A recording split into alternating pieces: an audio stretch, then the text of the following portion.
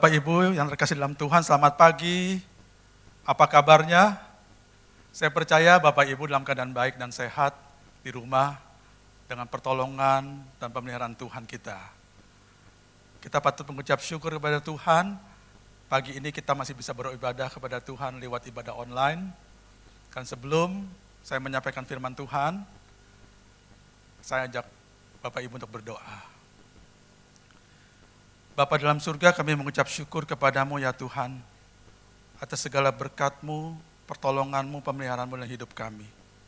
Terima kasih pagi ini kami boleh datang kepadamu, kami boleh duduk diam di bawah kaki-Mu, kami mau mendengar firman-Mu, pesan-pesan-Mu Tuhan. Biarlah Tuhan, urapi hamba-Mu ini, sehingga setiap perkataan yang keluar berasal daripada Engkau. Terima kasih Bapak, kami menyerahkan dalam nama Tuhan kami Yesus Kristus, Juru Selamat kami. Haleluya. Amin. Bapak Ibu, saya akan berkhotbah dengan judul Tuhan Penolong yang sangat terbukti. Dan diambil dari Mazmur 46 ayat 1 sampai 3. Demikian firman Tuhan. Untuk pemimpin biduan dari Bani Korah dengan lagu Alamot, nyanyian. Allah itu bagi kita tempat perlindungan dan kekuatan. Sebagai penolong dalam kesesakan sangat terbukti. Sebab itu kita tidak akan takut sekalipun bumi berubah, sekalipun gunung-gunung goncang di dalam laut, sekalipun ribut dan berbuih airnya, sekalipun gunung-gunung goyang oleh geloranya. Saudara, Mazmur ini ditulis oleh Bani Korah, seorang pemazmur. Dia mengatakan bahwa Allah itu bagi kita tempat perlindungan dan kekuatan sebagai penolong dalam kesesakan yang sangat terbukti. Saya percaya pada saat pemazmur menulis ini, dia sudah mengalami banyak pertolongan Tuhan dalam hidupnya. Dia sudah mengalami banyak bagaimana Tuhan bekerja menolong dia keluar dari setiap masalah yang dia hadapi, dari kesesakan yang ada. Sehingga dia bisa mengatakan bahwa Tuhan itu tempat perlindungan dan kekuatan sebagai penolong dalam kesesakan sangat terbukti. Saudara, saya percaya bahwa saudara juga mengalami pertolongan Tuhan selama ini. Ada amin? Tuhan mungkin sudah menolong saudara melewati masa-masa yang sulit dalam hidup ini. Mungkin itu berupa masalah pekerjaan, masalah usaha, ekonomi, keuangan, rumah tangga, ataupun kesehatan. Dan kalau kita boleh ada sebagaimana kita ada saat ini, saya percaya itu karena Tuhan yang menolong kita. Amin saudara. Saudara bisa melewati kesesakan demi kesesakan, kesulitan demi kesulitan. Bersama dengan Tuhan, Tuhan memberikan saudara kemenangan demi kemenangan. Saudara, dikatakan bahwa pemazmur tidak mengandalkan kepada kekuatannya dan kemampuannya, tetapi dia mengandalkan kepada Tuhan, saudara. Itulah satu kunci di mana kemenangan diperoleh oleh pemazmur ini, bahwa dia tidak mengandalkan kepada kekuatannya sendiri, tidak mengandalkan kepada kemampuannya sendiri, tapi dia mengandalkan kepada Tuhan yang dia percaya, yang dia tahu sanggup menolong dia. Saudara, ada satu kisah dalam Alkitab yang kita sudah tahu, bagaimana Daud melawan Goliat. Saat itu bangsa Israel menghadapi masalah yang besar. Mereka berperang dengan Filistin. Dan Filistin punya pahlawan yang namanya Goliat. Yang tingginya 2 meter lebih, seorang raksasa. Dan tidak terkalahkan. Sehingga semua prajurit Israel takut untuk berperang dengan dia. Tidak ada satupun yang berani untuk tampil berperang dengan dia. Sehingga suatu saat Daud datang ke medan pertempuran membawa makanan buat saudaranya. Dan dia melihat hal itu. Dan dia datang kepada Raja Saul. Dia mengatakan bahwa dia akan berperang, melawan daripada Goliat itu. Saul mengatakan, engkau seorang yang muda, tidak punya pengalaman dalam berperang.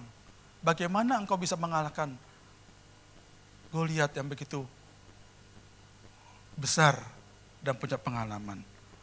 Tetapi ayat ini yang menjadi kunci yang kita harus perhatikan, yaitu dalam 1 Samuel 17 ayat 37, Daud mengatakan, Tuhan yang telah melepaskan aku dari cakar singa dan dari cakar beruang, Dia juga akan melepaskan aku dari tangan orang Filistin itu. Dan kemudian Saul berkata kepada Daud, pergilah, Tuhan menyertai engkau. Saudara perhatikan ayat yang dikatakan, apa yang dikatakan oleh Daud. Tuhan yang telah melepaskan aku dari cakar singa dan cakar beruang. Saudara, Daud punya pengalaman bersama-sama dengan Tuhan. Pada saat dia mengembalakan kambing domba di padang rumput, dia pernah berhadapan-hadapan dengan singa. Dia pernah berhadapan melawan daripada beruang. Dan dia berhasil mengalahkan singa dan beruang dengan kekuatan, dengan penyertaan Tuhan dalam hidupnya. Sehingga dia punya pengalaman bahwa Tuhan yang dia sembah itu, Tuhan yang dia percaya adalah Tuhan yang luar biasa, yang hebat, yang bisa membuat dia bisa mengalahkan singa dan beruang. Untuk itulah, oleh sebab itulah dia berhasil atau dia mengatakan bahwa Tuhan yang dulu menolong saya, Tuhan juga yang akan menolong saya saat ini pada saat saya akan melawan kepada orang Filistin tersebut. Saudara terkasih dalam Tuhan, kita tahu kisahnya bahwa akhirnya Daud bisa mengalahkan Goliat hanya dengan ambin, dengan batu kerikil. Itu semua bukan karena Daud itu kuat, bukan karena Daud itu mampu, tapi semua karena Tuhan. Tuhanlah yang memampukan Daud. Tuhanlah yang membuat Daud bisa mengalahkan Filistin tersebut, orang Goliat tersebut, saudara. Nah, Daud pada waktu dia dewasa, dia juga menyaksikan bahwa Tuhan melepaskan dia dari kejaran Saul dan dari musuh-musuhnya. Mazmur 18 ayat 2 mengatakan, ya Tuhan bukit batuku, kubu pertahananku dan penyelamatku, Allahku, gunung batuku tempat aku berlindung, perisaiku, tanduk keselamatanku, kota bentengku. Daud menyaksikan bahwa Tuhan itulah kubu pertahananku, Tuhan itulah bukit batuku, gunung batuku dan kota bentengku, saudara. Saudara, di Israel pada saat itu kita tahu bahwa gunung batu itu luar biasa besarnya, semuanya batu, saudara. Dan kita tahu di gudang pasir itu, di padang pasir, itu sewaktu-waktu akan terjadi badai. Dan pada saat badai itu menerpa, ya, orang-orang berlindung di gunung batu. Ada lakukan tempat-tempat celah-celah di mana orang bisa menyembunyikan dirinya. Sampai badai itu berlalu dan mereka selamat. Oleh sebab itu Daud mengatakan, Tuhan itu gunung batuku. Tuhan itu kota bentengku. Tuhan itu adalah kubu pertahananku. Bagaimana kota seperti Jericho untuk menghadapi serangan daripada musuh-musuhnya. Mereka membangun benteng yang kuat, yang tingginya puluhan meter, sehingga kota itu aman. Begitu juga Tuhan itu adalah kota benteng kita. Tuhan itu adalah kubu pertahanan bagi kita, saudara. Amin. Saudara kasih dalam Tuhan, apa yang kita bisa simpulkan dari hal ini adalah pengalaman hidup bersama Tuhan dalam masa-masa kesulitan, dalam masa-masa kesesakan, itu membawa kita mengenal Tuhan kita siapa. Kita bisa melihat kedahsyatan Tuhan kita yang telah melindungi kita, yang telah menyertai kita, yang telah membuat kita menang dari masalah kita. Saya mau bersaksi tentang istri saya. Kami menikah tahun 89. 1 tahun setelah menikah, istri saya mengalami kecelakaan lalu lintas yang cukup serius sampai harus masuk rumah sakit, pingsan pada saat dia mengalami tabrakan, dibawa, dan kalau orang melihat keadaannya, saya pikir itu sangat serius dan luka-luka yang terjadi sangat serius, saudara. Sampai gigi depannya rontok, pinggulnya retak, dan harus 18 hari, 3 minggu dirawat di rumah sakit. Tapi yang luar biasa adalah, di balik kecelakaan itu, Tuhan masih melindungi wajahnya. Sekalipun, saya bilang tadi giginya rontok, tapi hidungnya sama sekali tidak ada cacat sekalipun. Tidak ada luka sekalipun. Pada istri saya waktu itu ngusruk 5 meter di aspal. Di situ saya melihat tangan Tuhan yang bekerja. Dan lewat kejadian itu justru, seperti blessing in disguise, ada berkat di balik itu. Saudara, Selama kami menikah 1 tahun, kami nggak pernah periksa tentang kesehatan reproduksi kami. Saya pikir, masih 1 tahun. Tapi ternyata Tuhan singkapkan lewat kecelakaan itu, bahwa istri saya menderita endometriosis dan kista pada indung telurnya. Sehingga pada saat istri saya selesai berobat, setelah dirawat di rumah sakit dan diserat di rumah 3 minggu, itu coba cek ke dokter kandungan. Ternyata dijumpai ada kista dan ada endometriosis. Dan 1 indung telur sudah rusak, dan 1 lagi sudah kena, tapi masih bisa ditolong. Bayangkan saudara, kalau tidak ada kecelakaan itu, 2 indung telur akan hancur semuanya, akan rusak semuanya, sehingga tidak mungkin punya anak. Sehingga istri saya setelah masuk rumah sakit, 3 minggu dirawat, di rumah 3 minggu, kemudian masuk lagi rumah sakit untuk mengalami operasi, pengangkatan indung telur. Dan setelah itu menjalani pengobatan demi pengobatan. Saudara, dokter mengatakan hampir mustahil untuk memperoleh anak keturunan. Walaupun dokter nggak ngomong begitu, tapi saya bisa tangkap dari nadanya dan di perkataannya. Tetapi kami tetap bergumul kepada Tuhan, karena kita percaya Tuhan kita sanggup. Dan puji Tuhan, lewat seorang hamba Tuhan, tahun 94 yang menubuatkan istri saya untuk melupakan hal-hal yang lama, dan tahun depan Tuhan akan memberikan seorang anak. Dan itu terjadi, saudara. Terbukti anak saya satu-satunya, Jessica, lahir. Itu semua karena Tuhan. Bukan karena pertolongan dokter, bukan karena obat-obatan. Kita sudah capek, sudah lelah lewat beberapa dokter, dari dokter ke dokter, pengobatan ini, pengobatan itu kita lakukan. Tapi tanpa pengobatan dokter, tanpa obat-obat yang ada, istri saya bisa hamil. Itu semua karena Tuhan. Lalu yang ketiga, dalam peristiwa kerusuhan 98, bagaimana Tuhan telah melindungi istri saya dan temannya pulang dari kantor sore hari, di mana keadaan sudah sangat mencekam, huru-hara sudah terjadi, sana sini pembakaran sana sini, perampokan, perkosaan dan sebagainya. Istri saya dari Harmoni, dia pulang ke rumah di Meruya, dia harus lewati jalan, masuk ke Grogol dan Mogot, dan sampai Cengkareng. Saudara, hanya hitungan menit. Kalau terlambat 1 menit, maka saya tidak tahu apa yang terjadi. Karena yang saya dengar setelah itu, keadaannya rusuh dan bakar-bakaran dan perkosaan yang terjadi. Istri saya dengan temannya, mobilnya bisa disesatkan Tuhan, lewat jalan-jalan kecil, sampai ke Ciledug, akhirnya bisa keluar dan pulang ke rumah jam 8 malam. Saya melihat kalau bukan Tuhan yang menolong, kalau bukan tangan Tuhan yang menyertai, saya nggak tahu apa yang terjadi dengan istri saya. Mungkin sudah dibunuh, mungkin sudah diperkosa dan sebagainya.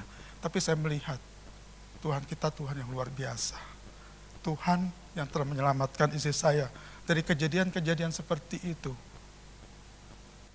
Itulah yang menjadi kekuatan bagi kita. Itu menjadi pengalaman kita bersama Tuhan. Bahwa Tuhan Yesus luar biasa. Allah kita luar biasa menolong kita. Kalau Tuhan pernah menolong kita waktu yang lalu, saya percaya Tuhan akan menolong kita waktu sekarang. Dan Tuhan akan tetap menolong kita pada waktu yang akan datang. Ada amin saudara. Sehingga kita bisa mengatakan seperti Paulus, aku tahu kepada siapa aku percaya.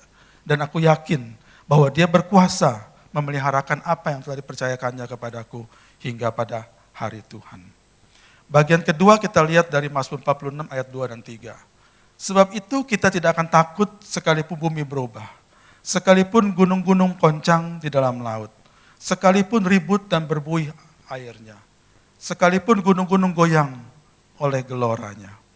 Saudara, saat ini dunia sedang goncang. Dunia sedang digoncangkan oleh pandemi virus COVID-19. Tidak ada satu negara pun yang luput daripada pandemi wabah ini, saudara. Bahkan Amerika sendiri pun angka kematiannya saat ini sudah melebihi daripada yang terjadi di Wuhan, Cina. Saudara, sesuai dengan ayat 2 dan 3 tadi, aku tidak akan takut sekalipun bumi berubah, sekalipun gunung-gunung goncang di dalam laut. Mengapa Bani Korah mengatakan, aku tidak akan takut? Sebab dia sudah mengalami pengalaman bersama Tuhan, melewati masa-masa yang sulit, masa-masa yang sesak, sehingga dia tidak takut lagi, karena dia tahu Tuhan dia siapa, saudara. Saudara, kita pun juga harusnya seperti itu. Firman Tuhan mengatakan bahwa kita nggak perlu takut dan khawatir dan cemas akan hidup ini. Karena Dia yang berkuasa untuk memelihara hidup kita. Dia yang berkuasa, yang berdaulat dalam hidup kita.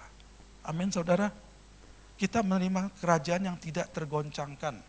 Kita menerima kerajaan yang tidak tergoncangkan. Segala sesuatu bisa digoncangkan, tapi kerajaan Tuhan, kerajaan Allah tidak akan pernah tergoncangkan. Tetapi mengapa kita menjadi gelisah? Kita menjadi khawatir, kita menjadi cemas dan takut. Kenapa? Karena setiap berita yang kita dengar, apa yang kita lihat, membuat hati kita menjadi dikuasai oleh ketakutan dan kecemasan dan kekhawatiran. Karena kita tidak dekat dengan Tuhan. Kita tidak dekat, kita tidak intim dengan Tuhan. Itu kuncinya, itu masalahnya, saudara. Itu penyebabnya.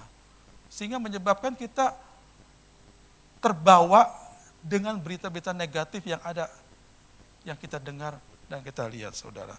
Padahal kita harus melihat kepada firman Tuhan. Mata kita harus tertuju kepada Tuhan. Supaya kita bisa lihat bahwa Tuhan itulah Tuhan yang berkuasa atas hidup kita, saudara. Daud mengatakan dalam Mazmur 62 ayat 1 dan 2, hanya dekat Allah saja aku tenang. Daripadanya lah keselamatanku. Hanya Dialah gunung batuku dan keselamatanku. Kota bentengku, aku tidak akan goyah. Kunci untuk mendapatkan ketenangan adalah dekat dengan Allah. Intim dengan Allah. Bagaimana kita dekat dengan Allah? Bagaimana kita intim dengan Allah? Yaitu kita harus ada di dalam hadirat Tuhan.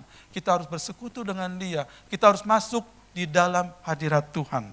Dan itu tertulis di dalam Mazmur 91 ayat 1 dan 2. Dikatakan orang yang duduk dalam lindungan yang maha tinggi dan bermalam dalam naungan yang maha kuasa akan berkata kepada Tuhan, tempat perlindunganku dan kubu pertahananku, Allahku yang kupercayai. Dalam versi bahasa Inggris dikatakan, he who dwells in the secret place, in God's presence of the Most High, shall abide under the shadow of the Almighty. I will say of Lord, He is my refuge, my fortress, my God, in whom I trust. Dia yang duduk, Dia yang tinggal, Dia yang berdiam dalam tempat yang tersembunyi. Di mana tempat yang tersembunyi itu? Yaitu pada saat saudara bersekutu dengan Tuhan secara pribadi. Di situ adalah tempat tersembunyi. Di situ adalah naungan Tuhan. Dikatakan dalam lindungan yang maha kuasa, dalam naungan yang maha tinggi. In God present. Dalam hadirat Tuhan tidak ada kecemasan, dalam hadirat Tuhan tidak ada ketakutan, dalam hadirat Tuhan tidak ada kekhawatiran. Yang ada adalah damai sejahtera dari Tuhan. Ada kuasa Tuhan yang melindungi, yang melingkupi setiap orang yang ada di dalam God's presence.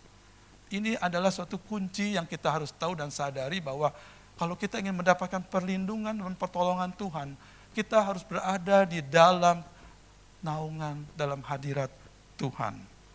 Dan itu juga 91 ayat 14 dikatakan, sungguh hatinya melekat kepadaku. Melekat, menyatu dengan Tuhan. Sebelum menyatu dan melekat, kita harus mendekat kepada Tuhan. Betul saudara? Mendekat dulu, kemudian melekat, menyatu dengan Tuhan. Oleh sebab itu Tuhan pernah mengecam bangsa Israel. Bangsa ini memuliakan aku dengan bibirnya, tapi hatinya jauh daripadaku. Orang yang dekat dan melekat sama Tuhan, mengenal Tuhan dan dikenal Tuhan. Orang yang melekat kepada Tuhan, dia tidak akan takut, tidak akan dikuasai oleh ketakutan, karena dia tahu dia punya Tuhan yang luar biasa, Tuhan yang berkuasa. Keintiman, kedekatan dengan Tuhan membawa ketenangan dan damai sejahtera. Saudara terkasih dalam Tuhan, kita harus juga tahu dan sadar bahwa salah satu gelar daripada Tuhan Yesus adalah Immanuel. Tertulis dalam Matius 1 ayat 23. Dikatakan dia adalah Allah yang menyertai kita. Namakan dia Immanuel. Allah yang menyertai kita. Immanuel, L-nya adalah Elohim. Siapakah itu? Elohim merujuk kepada pencipta langit dan bumi. Elohim menunjuk kepada Allah yang maha kuasa. Khalik langit dan bumi. Itulah Elohim. Tuhan Yesus adalah Elohim. Tuhan Yesus adalah Allah yang maha kuasa. Tuhan Yesus adalah pencipta langit dan bumi. Dan dia dikatakan dia menyertai kita. Dia bersama-sama dengan kita. Dia berkata, aku akan menyertai kamu sampai selama-lamanya, sampai kesudahan alam. Percayakah saudara? Pegang janji Tuhan ini. Bahwa Tuhan Yesus gak pernah meninggalkan kita sedikitpun. Di tengah-tengah kesulitan kita, di tengah-tengah kesesakan kita, di tengah-tengah wabah pandemi ini, ada Tuhan Yesus menyertai kita. Asal kita mau bersekutu dekat dengan Dia dalam hadiratnya, maka ada damai sejahtera Tuhan, ada kekuatan dari Tuhan, ada perlindungan Tuhan buat kita semua. Amin saudara. Dalam Yesaya 43 ayat 2-3 dikatakan, apabila engkau menyeberang melalui air, aku akan menyertai engkau. Atau melalui sungai-sungai, engkau tidak akan dihanyutkan. Apabila engkau berjalan melalui api, engkau tidak akan dihanguskan. Dan nyala api tidak akan membakar engkau. Sebab akulah Tuhan Allahmu yang Maha Kudus, Allah Israel, Juru Selamatmu. Saudara, memang kadang-kadang kita harus melewati air. Kita harus melewati api. Kita nggak bisa menghindar dari air dan api. Kita nggak bisa menghindar dari virus corona. Dalam arti kata, lingkungan kita, di mana kita tinggal, di Jakarta, itu epicentrum daripada virus corona. Tapi Tuhan berjanji, sekalipun engkau melewati air, engkau tidak akan dihanyutkan. Sekalipun engkau melewati api, engkau tidak akan dihanguskan. Pegang janji Tuhan ini, bahwa Tuhan berkuasa melindungi kita dari paparan virus corona. Tentunya, kita pun juga harus mengerjakan apa yang harus kita kerjakan, yaitu sesuai dengan anjuran pemerintah, bahwa kita harus diam di rumah. Kita harus memakai masker kalau kita keluar rumah. Kita harus menjaga jarak dengan orang lain. Dan kita harus sering mencuci tangan kita dengan sabun. Lakukan bagian kita yang kita bisa lakukan. Selebihnya Tuhan yang akan melakukan bagi kita. Ya, saya teringat dalam Mazmur 91 dikatakan bahwa Tuhan berkata bahwa malaikatnya akan diperintahkan untuk menyertai kita, mengawal kita di setiap jalan kita. Kita bisa minta pada Tuhan sesuai janjinya. Tuhan, saya sering berdoa, Tuhan, kirimkan malaikat buat saya, untuk menyertai saya. Saya mau keluar, saya mau beli ini, pangan, makanan, mau beli beras, mau beli daging dan ikan. Tuhan lindungi saya dengan malaikatmu di setiap jalan saya. Sehingga saya tidak ketemu dengan orang yang punya virus corona. Supaya kami tidak terpapar dengan bahaya-bahaya di luar. Perlindungan darah Yesus menutupi kita semua, menutupi saya. Tapi ada malaikat Tuhan juga yang melindungi kita, saudara. Lalu yang ketiga, Mazmur 46 ayat 10 mengatakan, diamlah dan ketahuilah bahwa akulah Allah. Aku ditinggikan di antara bangsa-bangsa, ditinggikan di bumi. Dikatakan diamlah, atau dalam versi lain dikatakan tenanglah, jangan panik, diam, tenang. Ketahuilah bahwa akulah Allah. Tuhan sampai menyatakan akulah Elohim, akulah Allah, akulah pencipta. Saya katakan tadi, Elohim artinya konotasinya adalah dia pencipta, sang khalik, pencipta langit dan bumi yang maha kuasa. Bahwa segala sesuatu ada dalam pandangannya, dalam kontrolnya, dalam kendalinya. Sehingga dia mengatakan tenanglah, diamlah. Seperti Yesus waktu dia menghardik badai itu. Tenanglah, diam, tenanglah. Begitu juga, kita nggak perlu panik. Kita waspada memang harus, tapi nggak perlu panik. Orang yang panik itu tidak tahu harus berbuat apa.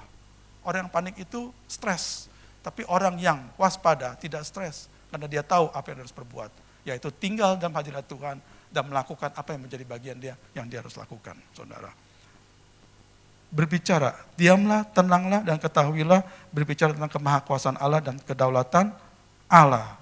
Yesus mengatakan dalam Lukas 21 ayat 18, bahwa rambut di kepalamu tidak akan jatuh tanpa seizin Bapa.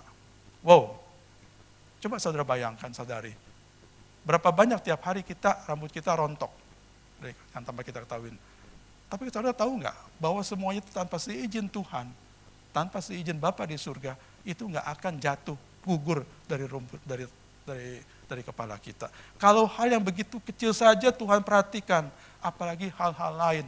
Ini sejalan dalam Matius 6, yang mengatakan, jangan khawatir akan hidupmu, apa yang kau akan makan, apa yang kau akan pakai. Semua dicari oleh bangsa-bangsa yang tidak mengenal Allah. Tapi bagi engkau, Bapamu tahu apa yang kamu perlukan. Saudara, sekali lagi, Bapak tahu apa yang kita butuhkan. Bapak tahu apa yang kita sedang hadapi saat ini. Saudara, di balik semuanya ini, selesai COVID-19, badai ini akan berlalu, akan terjadi hal lain. Resesi ekonomi, karena seluruh dunia goncang. Itu bisa terjadi. Oleh sebab itu pemerintah sedang berusaha keras untuk meminimalkan keadaan resesi ekonomi ini. Saudara, semua itu di luar kendali kita, di luar kontrol kita. Kita nggak bisa apa-apa. Tapi kita pegang janji Tuhan, bahwa Dia sanggup memelihara kita dalam keadaan apapun juga. Sekalipun saudara nggak bisa berjualan, saudara nggak bisa bekerja karena dirumahkan, saudara mungkin menghadapi hal-hal lain, pegang janji Tuhan. Karena janji Tuhan itu kekuatan bagi kita. Firman Tuhan jadi kekuatan bagi kita. Amin saudara? Amin. Percayalah kepada Tuhan. Percaya 1 Korintus 13 mengatakan bahwa pencobaan-pencobaan yang kamu alami tidak akan pernah melebihi kekuatan kita. Pada saat kamu dicobai, Tuhan Allah yang setia dan adil, Dia akan memberikan jalan keluar sehingga kamu cakap menanggungnya. Tidak ada satu pencobaan pun yang bisa datang kepada kita yang melebihi kekuatan kita. Tuhan tahu kekuatan kita sampai di mana. Ambang batas kekuatan kita Tuhan tahu. Dan Tuhan gak pernah mengizinkan kita dicobai melebihi kekuatan kita. Pegang firman Tuhan ini. Pegang firman Tuhan ini. Dan saya percaya kalau kita pegang firman Tuhan, kita melakukan firman Tuhan, kita dekat dengan Tuhan, kita intim dengan Tuhan, kita berada dalam hadiratnya, maka Tuhan akan meluputkan kita dan kita akan keluar sebagai pemenang-pemenang. Saya percaya itu. Dan saya sangat percaya kedaulatan Tuhan. Karena Tuhan yang berjanji adalah Tuhan yang luar biasa. Saya pernah mengalaminya, istri saya pernah mengalaminya. Banyak sekali kesaksian, saya nggak bisa ungkapkan di sini. Banyak sekali dalam hidup saya juga. Bagaimana Tuhan telah menolong saya. Tapi semuanya itu membawa kita pada suatu kesadaran dan keyakinan dan iman bahwa Yesus yang kita sembah adalah Yesus yang berkuasa, yang maha kuasa. Dia pencipta langit dan bumi dengan seisinya. Dan Dia bisa memberikan apa yang kita butuhkan. Tidak yang mustahil bagi Tuhan, dan tidak ada yang mustahil bagi orang percaya. Amin saudara. Sebagai penutup, saya mau konklusikan apa yang saya khotbahkan pada pagi ini. Saudara, setidaknya dalam Mazmur itu ada 4 kali janji perlindungan Tuhan. Mazmur 46 yang kita tadi sudah bahas, itu Allah tempat perlindungan sebagai penolong dalam kesesakan yang sangat terbukti. Mazmur 62 mengenai kedekatan dengan Allah membawa ketenangan. Mazmur 91, Allah melindungi kita dari malapetaka, dari penyakit sampar, dari penyakit menular. Mazmur 121, Tuhan penjaga Israel. Dia tidak terlelap dan tidak tertidur. Dia tidak lalai menjaga kita. Manusia bisa lalai, manusia bisa tidur, manusia bisa terlelap. Tapi Tuhan kita tidak pernah terlelap. Kita selalu ada di dalam pandangan matanya, saudara. Jadi kesimpulannya adalah pertama dari Mazmur 46 ini. 1, jadikan Tuhan tempat perlindungan kita.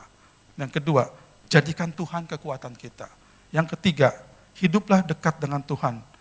Intim dengan Tuhan.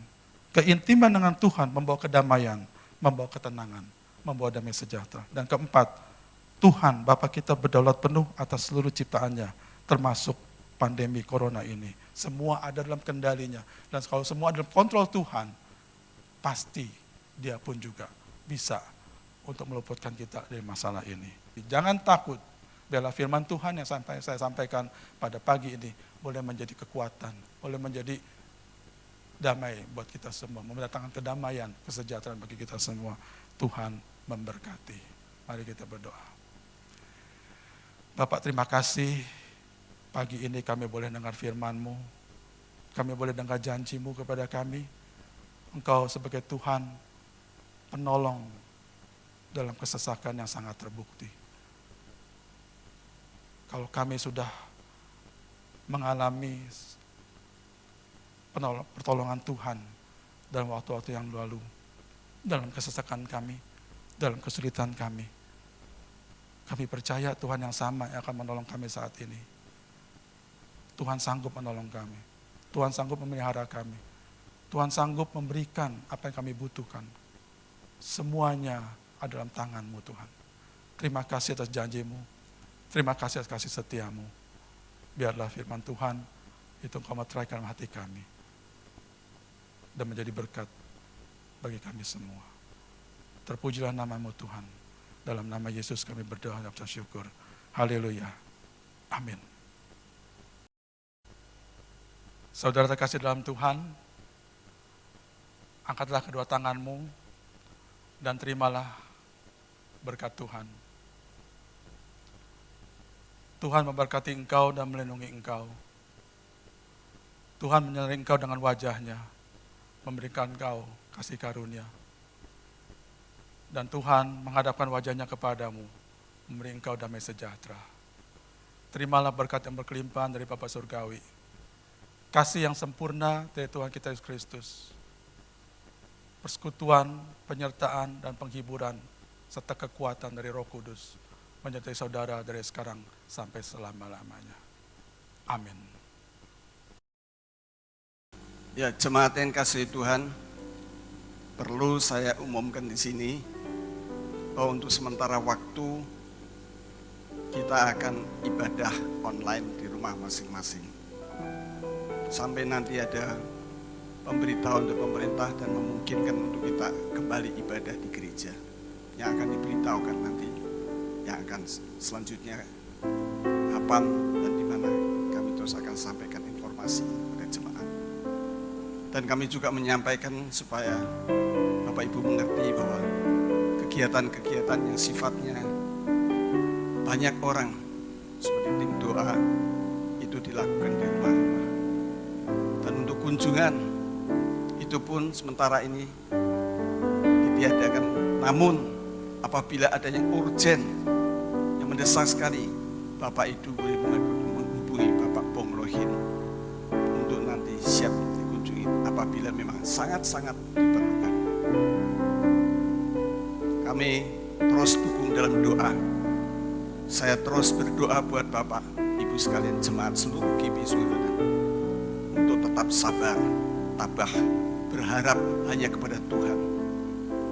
Tetap menjaga kesehatan untuk daya tahan tubuh, makanan yang bergizi, semua itu bermanfaat untuk supaya kita bisa paling tidak kita mempunyai suatu daya tubuhnya untuk melawan virus corona itu.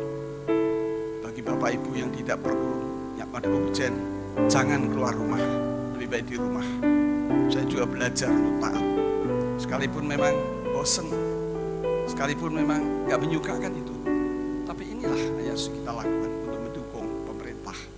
Sehingga pada akhirnya kita semua nanti akan mengalami yang terbaik, yaitu akhirnya virus corona ini akan bebas dari bumi Indonesia ini. Karena itu tetaplah berdoa, jangan lupa baca firman Tuhan, peganglah janjinya, dan selalu berharap hanya satu-satunya yang bisa kita andalkan hanya Tuhan, tidak ada yang lain. Kan itu sekali lagi, biarlah Bapak Ibu bisa memaklumi apabila kegiatan-kegiatan gereja sementara ini berhenti, bukan untuk selamanya, tapi untuk sementara sambil nanti menunggu pemerintah untuk mendukung supaya ada kerjasama dengan pemerintah, supaya kita semua jemaat Tuhan juga boleh membantu pemerintah untuk bisa memutuskan mata rantai dari virus corona ini. Tuhan memberkati.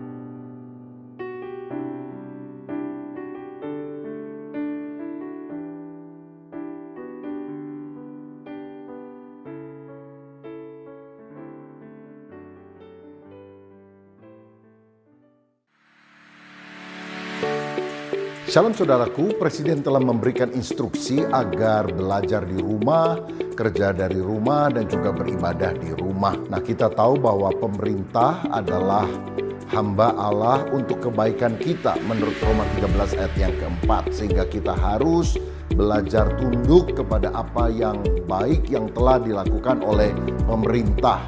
Bahkan kalau saudara bepergian keluar kota atau dari luar kota, saudara harus melakukan isolasi mandiri selama 14 hari. Kenapa harus 14 hari? Karena biasanya ketika seorang terpapar, hari pertama sampai berikutnya belum menunjukkan gejala tertentu. Tetapi kemudian mulai ada gejalanya, lalu antibodi mulai muncul pada hari ke-7 untuk mengatasi penyakit, dan itu akan mencapai klimaksnya daya imun tubuh antibodi pada hari ke-14. Karena itu saudara sekalian, mari kita sungguh-sungguh menghargai hal ini dan kita mendukung apa yang dilakukan oleh para perawat, para dokter, dan juga himbauan pemerintah. Stay at home. Tuhan memberkati.